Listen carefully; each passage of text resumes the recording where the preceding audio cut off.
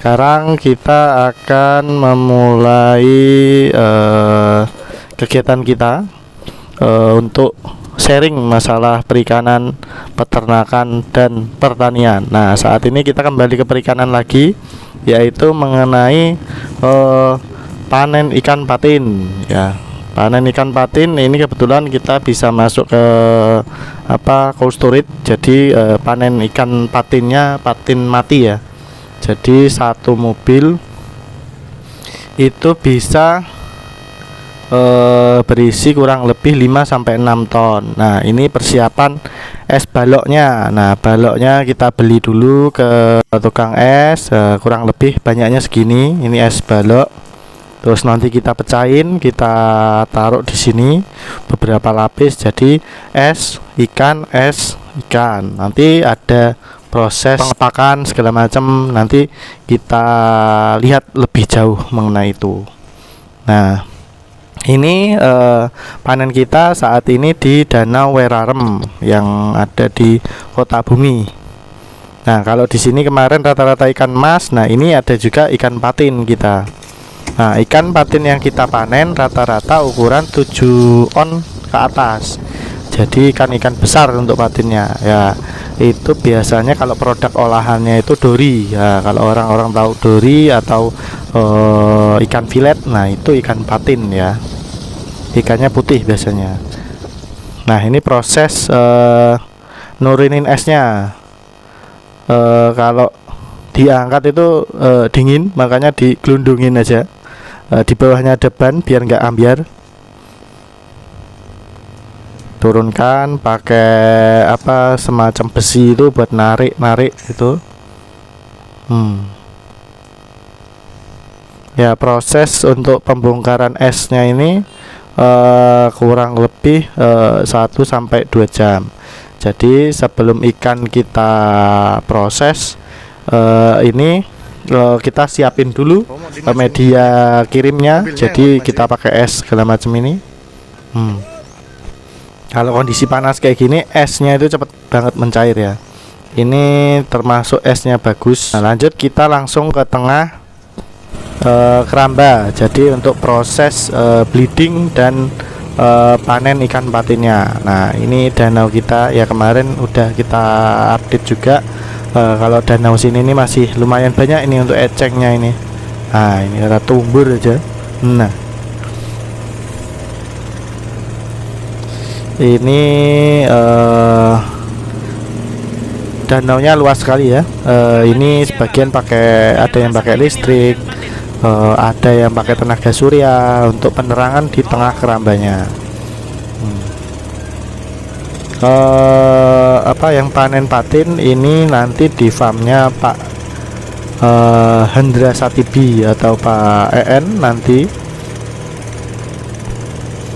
Ini patin kalau di keramba itu biasanya dagingnya lebih putih kalau dibandingkan patin yang di kolam darat, karena secara air, kualitas airnya lebih bagus dibandingkan kolam darat. Kalau kolam darat juga masih bisa untuk bikin jadi dagingnya putih, tapi ada proses-proses tertentu. Kerambanya ini ikan patinnya ya, kita berhati-hati karena bambunya udah mulai tua, banyak yang gapuk ya. Nah, ini kolam keramba patin.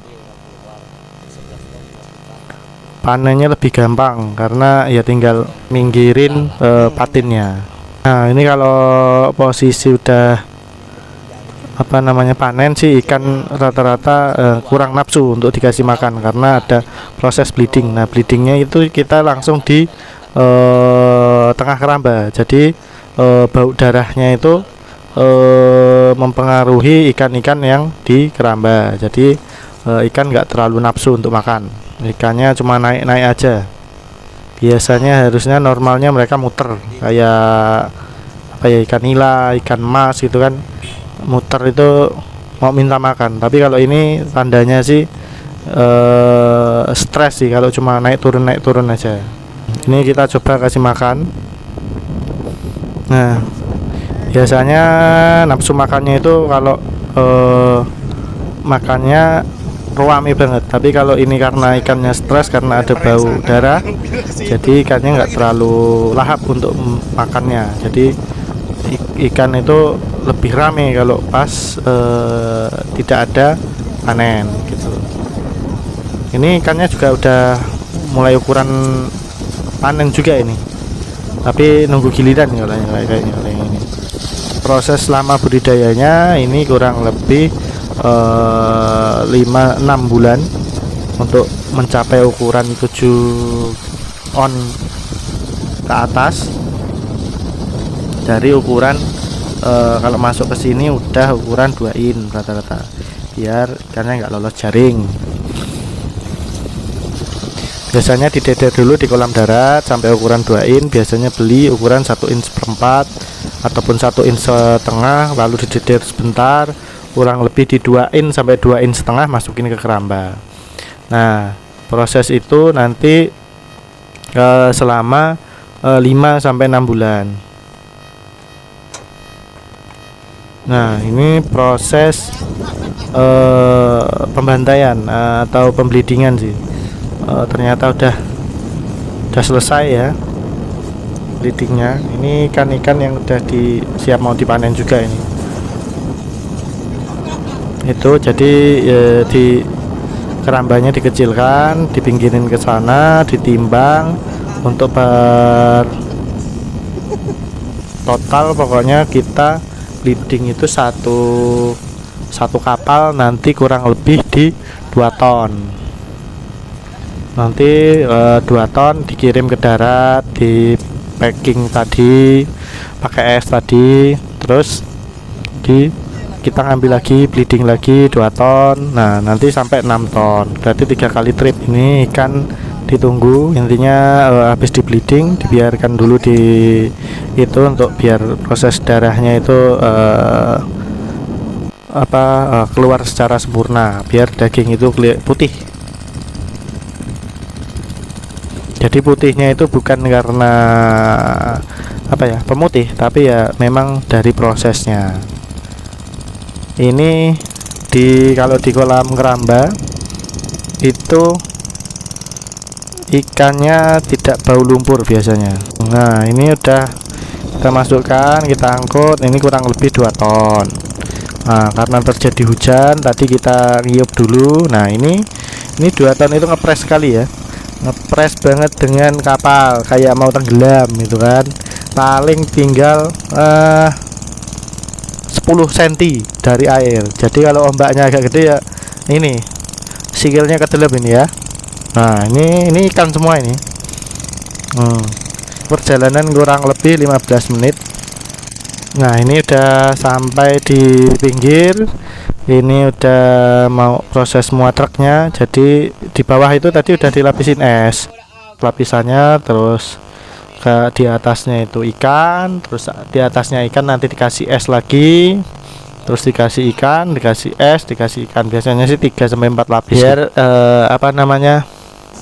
ikan itu beku gitu. Jadi kalau beku itu kan proses busukannya itu tidak terjadi, jadi tetap segar sampai pengolahan nantinya. Di proses selanjutnya itu masuk ke cold storage, nunggu giliran bongkar segala macam. Nah, di sana nanti ada proses selanjutnya, pemotongan, pemisahan kulit, nanti ada pemisahan daging sama duri dan tulang, kepala segala macam seperti itu. Nah, sampailah ke end user, itu nanti produknya berupa dori. Jadi itu dori itu sebenarnya kan ikan patin, jadi ikan patin filet. Nah, kalau di masyarakat di frozen food, nah itu dori. Itu dulu untuk informasi pemanenan patin, sistem bleeding atau masuk cold storage. Nah, untuk lebih lanjutnya bisa tanya-tanya, bisa sharing-sharing. Jangan lupa like, subscribe, and share untuk biar kami lebih semangat.